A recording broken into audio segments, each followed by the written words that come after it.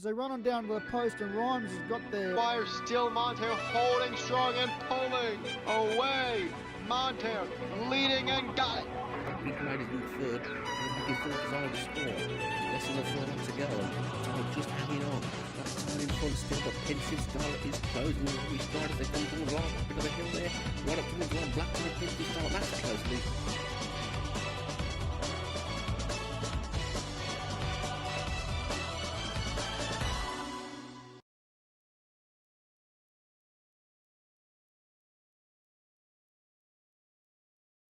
Welcome to the Starters Order 6 Online League National Hunt Review Show Week 3.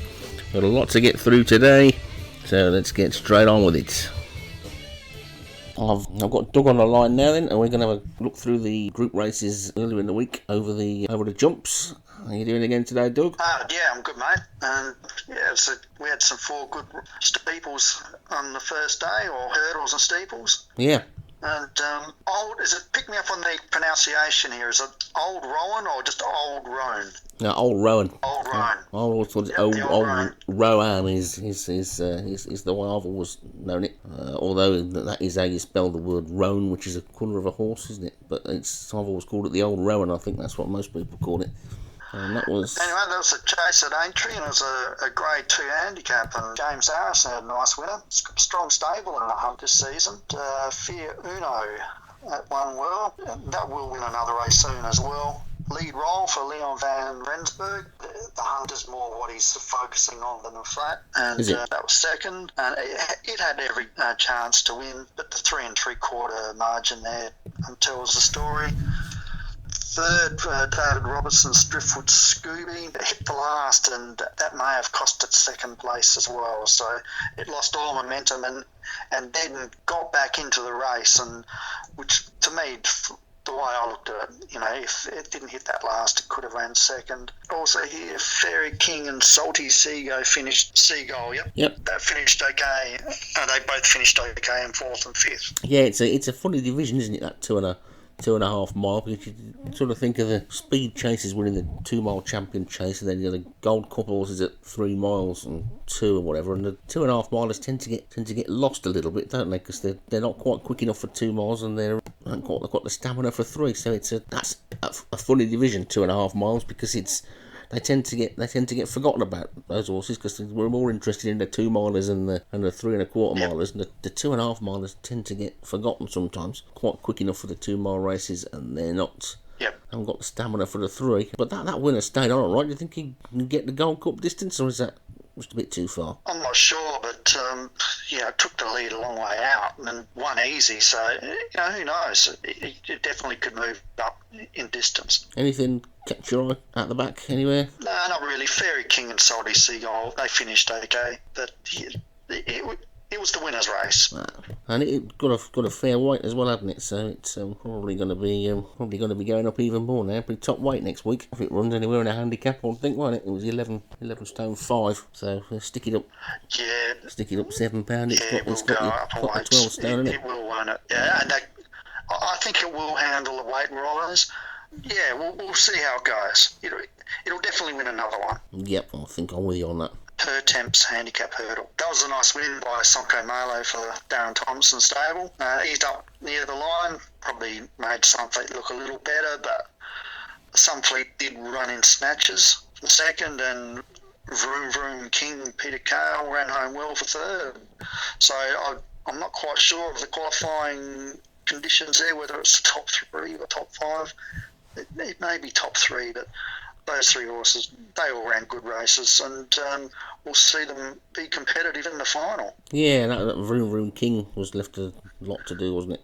Came through Obviously come from a long way back. So was there anything out the back there that looked anything? No.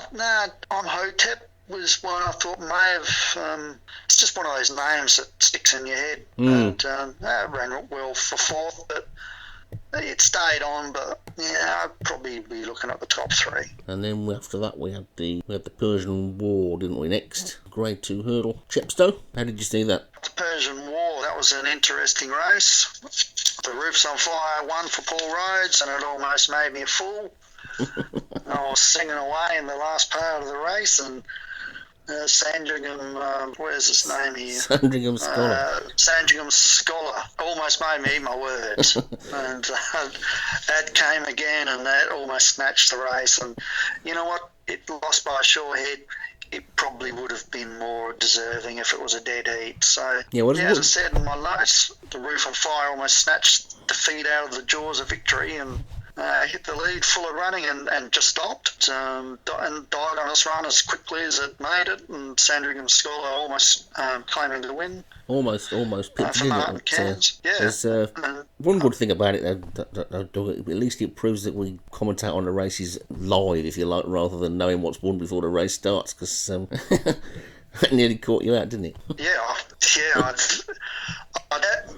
had that song on my head, and I've been thinking, well, if I get the roofs on fire in a race and it wins, I'll start. Well, I can't sing the actual lyrics in the actual song, but I thought I'd just do a bit of a nicer version, and I almost got made to look like a mug. You started a dangerous thing there, because if that Lily the Pink wins, you'll have to sing that. So did that come out in Australia, Lily the Pink?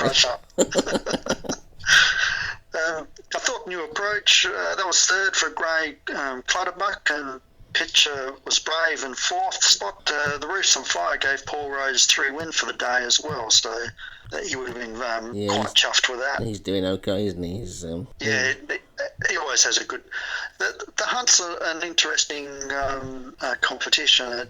This is my second league, and I know from the first league earlier this year, for me, just I was watching the stats and the winners and place getters, and the trainers in the league, it's a lot wider spread, and maybe not like in the flat. You get a lot of the big trainers. They've got a good maybe half dozen or really good horses, but in the hunt, all the big trainers, they've got a few good horses, and then a lot of handicappers, but a lot of the trainers they've all got 1 or 2 good horses, and that's what makes the hunt a little bit more interesting, and it always pops up the surprises, and of course you get horses pulled up and horses falling, and that's what you don't get in the flat. All the horses stay on their feet, but in the hunt, you get the favourite go down, and all of a sudden it's a different race. Changes.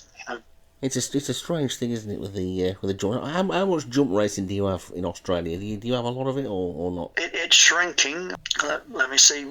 There's only 3 states now that have it: Victoria, Tasmania, and where I live, South Australia. When I was a kid, we had a racetrack nearby in the city, Victoria Park. We used to go over there every Saturday when they were racing at the park, and they had the steeplechase track there and the hurdles, and that was back in the 70s, so we're going back a bit and showing my age. The jump racing was strong then, we have a picnic race meeting once a year, track called Oakbank, which is famous around Australia. I don't know how big it is overseas. Probably isn't, but I know this is held every Easter, and I know this Easter, the fields for the steeples and the hurdles, they were just shadows of their former selves, and it's dying out. And Victoria, it's still really strong. Tasmania, it's still quite strong as well. But I would say in Australia, jumps racing probably hasn't got much of a future left in it compared to, say, Europe and England. Yeah, that's a shame, really, isn't it? I mean, the thing over here, most sort of racing purists, if you like, I think anyway, I only talk for myself, but I prefer the flat racing. But with the jump racing, they stick around for longer, don't they? And you get more favourites in the... I don't mean betting favourites, I mean favourite horses, and you get to see them a lot. But I just worry for jump racing that they carry on 12 months of the year now. It was better when they stopped first, when they stopped for a couple of months in the summer. Summer jumping, I don't think is doing jump racing any favours, to be honest. I think they'd be better off taking a break for a couple of months like they used to a few years ago. But we're getting off the subject again now. It's something I'm good at, that rambling about nonsense. Probably noticed. Right, Silver Champion Race 8, Group 3 Handicap at Chipstow. That was another 2.5 mile. And that's correct. And External gave Joshua Sutherland a real nice win. And there's another trainer for you. I don't know if Josh has won a grade or group race before over those jumps, but congratulations to him. And it was a nice win, and it just outground the field. Celtic Sun for Graham Clutterbuck jumped the last slow, which probably cost it the race. Yeah, that was out on its feet, wasn't it? Nothing to take away from External. That's racing. Marty Cairns' Armitage was an honest, battling third with a big group of horses behind him, and they all could win something if they're placed right. Yeah, that winner didn't look like it was stopping either, did it, at the end? So that could maybe get a bit further as well. Whether it quite to 3 miles. You think it might be a Group 2 or a Group 1? Or is it Group 3 where it's going to go? It hadn't got much weight. It was only got 10.9, so it was one of the bottom weights. Yeah, and that's a good point. And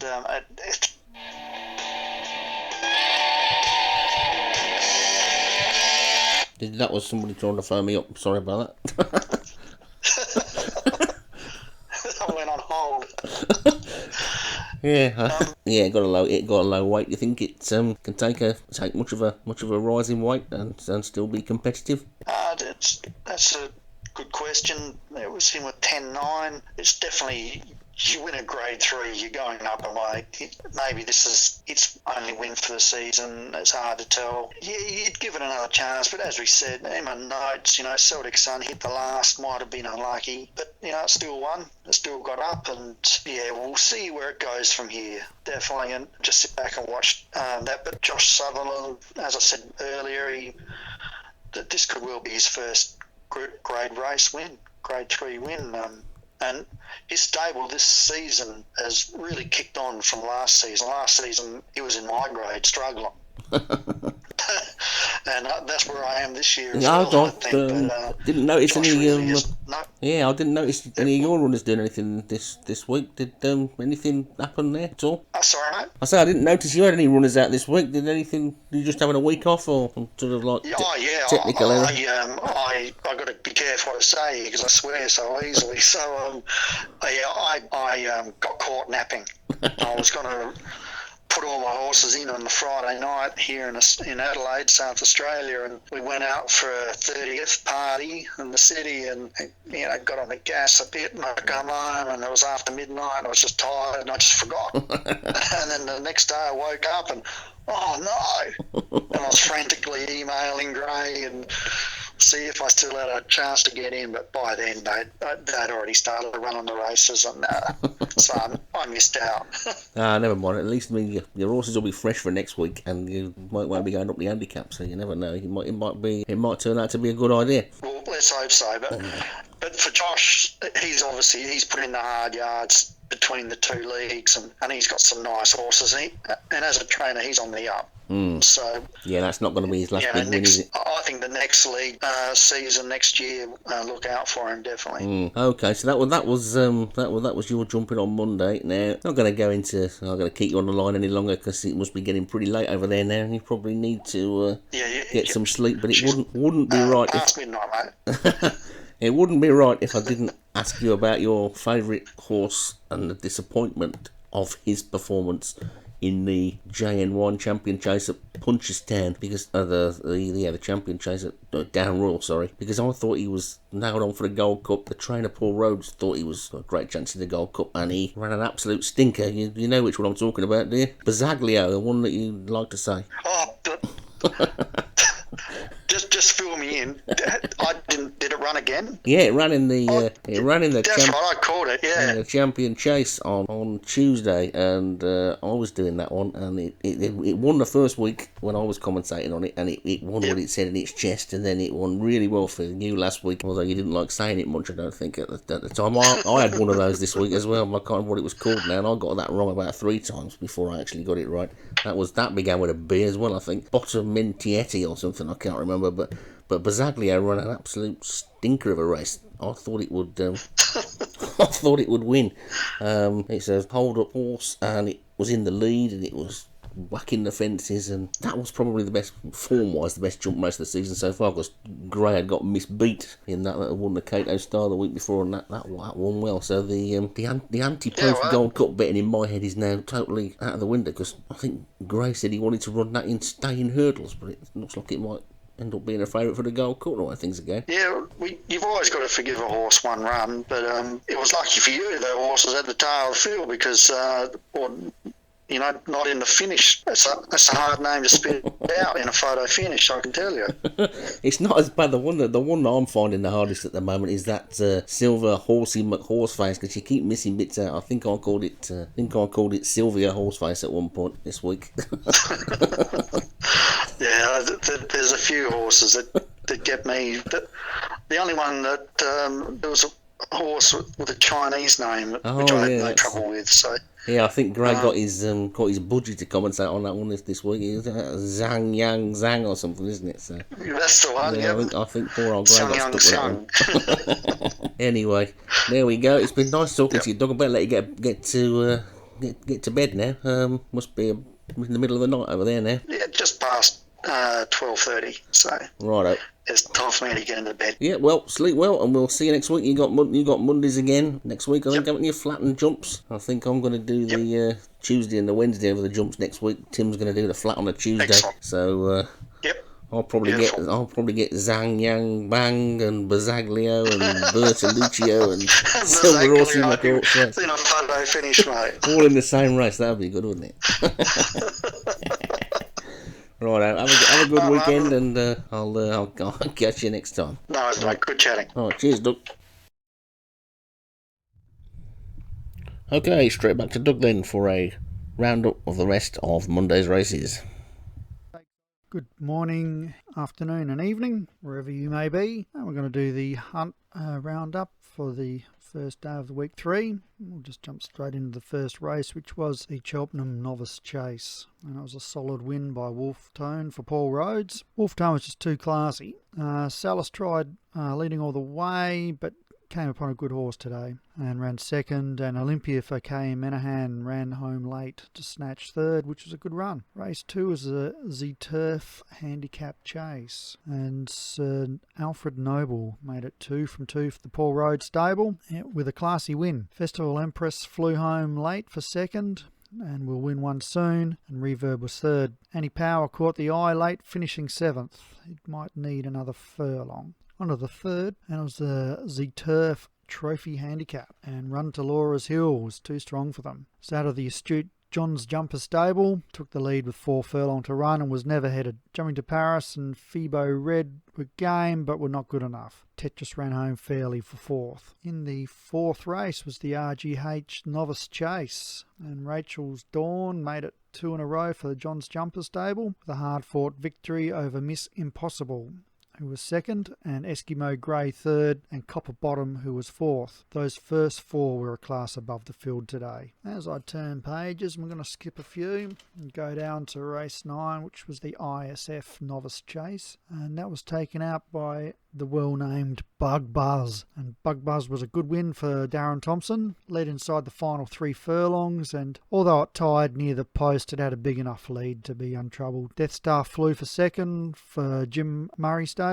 with Wall Street finishing third. Dancing Doug and Secret Threat plugged home well for 4th and 5th. Then in the last, which was the INH Novice Hurdle, Sea Route was far too strong for the fast finishing Laguna Verde, and they were well clear of Zeleny Doll in third. Another Eskimo Girl caught the eye running home and may need longer, but it was hats off today for Leon van Rensburg's Sea Route in the last. Hope you had a winner, or a place getter at least, and as I always say, the main thing is I hope you had fun.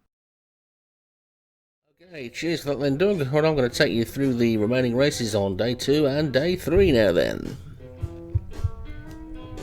Moving on then to Tuesday, the first of the races on Tuesday was the PWC Chase at Limerick, and that was another good performance by Sally Army. Sally Army is looking like a pretty good horse. Won that race really well by 1 3/4 lengths from Eskimo Dave in second. That was a big price, but it was left a lot to do by the track. by the jockey. With a more positive ride, that could do well. That looks like it'll do well in the future. Third place horse there, Richie Gecko, ran in snatches but didn't do too bad. The favourite, Wood Moon, was the one that disappointed me because I thought that would win from the way it ran last week, but it was stuck into mid-division for a lot of the way, but it did run on at the end. I don't think that one's a ride-off yet. I think that one's got to have a good chance later on in the season. The race there was 17 furlongs. Maybe it needs to go up to 2.5 miles to be seen at its best, but take nothing away from Sally Army. Sally Army ran that race really well and won that race really well as well. After that, we went on to the Mulligan Novices Hurdle, and that was a win for Solwit, 10-1 for John Morgan, and that one was pushed out and won quite easily. Looking down the others, Pointry Rock was staying on well in third. Kirk Douglas ran in midfield again. That ran well to start the season off, but was a bit outpaced today. Phoebo Photo won the Munster National at Limerick. Phoebo Photo ran really well, just pipped Festival Stanley on the line. You've got to feel sorry for Festival Stanley because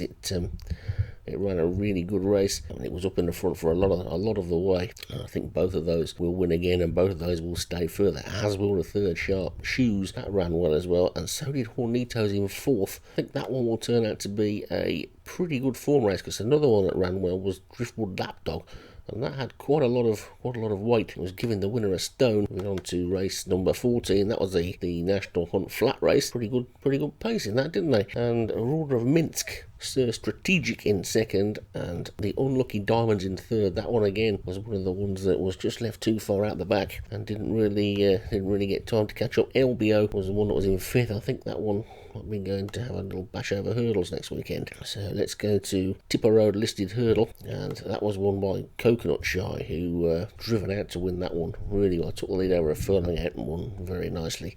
You'll Never Walk Alone, who'd been very impressive the week before, made a lot of mistakes this week and didn't look totally comfortable in the race. I don't know whether it was a difference in the going or a difference in the class, but he did stay on and was doing his best work at the end, so I think that one will come back and win again as well. And Galactic Civilization was another one that has come to the end of its tether before the end of the race. Pando Aziakar ran a good race in fourth, and Hairless Toy was a bit of an eye-catch in fifth.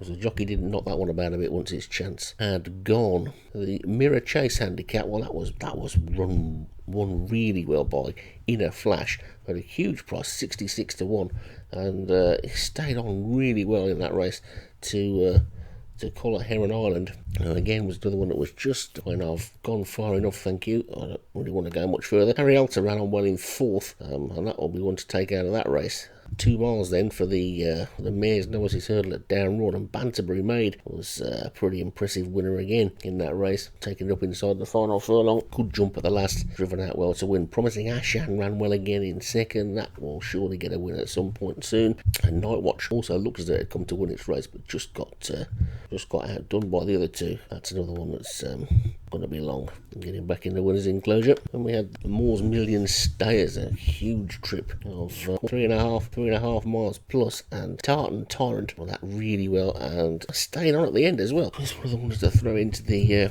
mix for the Grand National, as well as some of those other horses that we've seen this week as well. Grey Skies is another one that ran well in second, and they get the Picton stayed on really well in third as well. 16 Co was in that race. That was one of the horses that I really like the look of the week one, and then it went over hurdles in week 2 and back to chasing again this week. Front runner likes to be up the front, but it had a lot of weight, didn't it? And I think it needs to come down the handicap a little bit before that one's going to get competitive. Dublin Coast in Hurdle at Punchestown was that one's an Illustrious win. That one, Illustrious won that really well again. Always up with the leading group and has beaten a good field there, including Purple Patch in third, who ran really well the week before, and Coney Girl as well. And I think again all of those pretty much nailed on to win at some point later on in the season. On to Wednesday then, and that was the Alessandra D chase at Punchestown was the first one we saw there, and that was Bang Bang. Well, Bang Bang just absolutely stormed away, didn't it, at the end? Never looked like being caught once it had gone for home. The Las Vegas ran on well in second, and Postgraduate ran a good race for a big price as well in third. She's Called Too was another one that ran well in fourth, and so did Lady Trista in fifth. I would think that John Morgan would be pretty disappointed with My Princess Laura though, because that was a really good winner, I think, wasn't it, last week, and it really disappointed when quite a short price favourite for this one. After that we went up to the extreme distances again for the Florence Nightingale chase. Group 3, this maybe giving us some points to the Grand National again, and Present Abbey, well, didn't Present Abbey run? I think Tim told us that he would from the week before, and Julie Oblige from Cappuccino, who ran a good race in second as well, although that one looked like it didn't really want to go much further than that, but at 100 to 1 it was a good second. Joe ran on well to be third, that was the favourite. Rocky Creek also was doing his best work at the end. Grand National calculations, as will Field of Dream as well, because that was sticking on at the end as well. Some good entry pointers there, I think, in that one. Down in Tripman for the race after that, which was the Florida Pearl Novices, and that was a win for Terracina. Really good jump at the last, and just on from Carly Village and Jenny Bond, a three-way flash past the post really, and it was very close, and I think all three of those have got a chance of winning again, although you would guess that if they were to go a little bit further you would be putting your money on Carly Village, Jenny Bond or King Kong, and if they were to go a little bit shorter you would think that Terracina beat them again. So that was another good race. The Punchestown Juvenile Maiden Hurdle, crazy horse, proved that he wasn't such a crazy horse by getting out and getting a good win in that one. Just pushed out one quite comfortably really. The second Space Command couldn't go with him at all. Gemini was staying on at the end, and the horse that was giving me trouble at the beginning of the race, Barcasimito, ran a good race to fourth, but was just tiring a little bit, so I might need to strengthen up just a little bit before it gets too competitive. The Gowran Champion Chase, obviously at Gowran Park, and that was a good win for Loving Around. Loving Around ran really well, jumped the last really well. Was always up in the front, and the jockey gave it a little breather part of the way around, and then about 4 furlongs out it sort of went back into the lead, and it never really looked like being beaten. Sweet Danger ran well in second, but hadn't got the same sort of pace. That'll be winning before too long. Particle Beam also stayed on well. So did Her Green Eyes. They both look like they'll be good ones for the future as well. We went over to All Toy next then for some pretty good quality racing and some nice scenery. Partland Girl took the Carmarthen Hurdle really well, staying on nicely. A good all-round performance by that one. Copeland in second, again, just hadn't got any sort of answer to the pace of the winner. Winner of Group 3 looks like it should be able to step up now to do something else. But again, it's an intermediate trip, isn't it, of the sort of 2 and a bit miles. Where will it go? Will it drop back in trip? Will it go up in trip? So it's a difficult decision sometimes for these jumps trainers, because they've got a horse that isn't fast enough for 2 miles, and it's not necessarily going to stay 3 miles. The 2.5 mile division, again, just like with the chases, it's a little neglected a little bit, and maybe a championship race over that distance is what's needed. The Cambaceres Juvenile Hurdle was won by the Girl Next Door, won that well. That was the race with Last Benin, who ran this time. Didn't they plant at the start, and he ran quite well actually, to be honest. He was in the lead for a long way. He might have finished last, but he was only probably 15 lengths behind the winner. Not a bad run, but the Girl Next Door, pretty comfortable win for a Group 1 novice, and that one's got to be looking at one of the big novices at Cheltenham, hasn't it? The Hey Jocelyn chase, that was another Group 1 that we had this week, and Aqua Blue got up inside the final, up into the final 5 furlongs, and really stayed on well. Never looked like being beaten. Once it got up in the front, I was just about, what's that, a furlong further than the Gold Cup? Does that make Aqua Blue a Gold Cup horse? It's one for Graham, but he's got Miss Beat that keeps running these races as well. So which one's he going to put in the Gold Cup? I don't know. Beautiful in Black made a couple of mistakes which cost her a chance. Right On was running on and was eased down according to the race readers. So I'm not quite sure what that means, but it ran a good race, and Damage also was in the lead for a long way, but was just going to the end of his tether at the end. Grade 1 novices chase was the Maurice Gilios, and Bombshell made all the running and was just pushed out to win. A very comfortable and very easy win. Broke the Gate Garancier, that ran a good race, and I can see that winning at some point. Quite what it does for these horses and their handicap marks getting close up in a Grade 1, I don't know though, because there's only 7 runners in that. I'm sure 1 or 2 trainers afterwards must have been thinking, I just wondered if I'd have had a bash in that.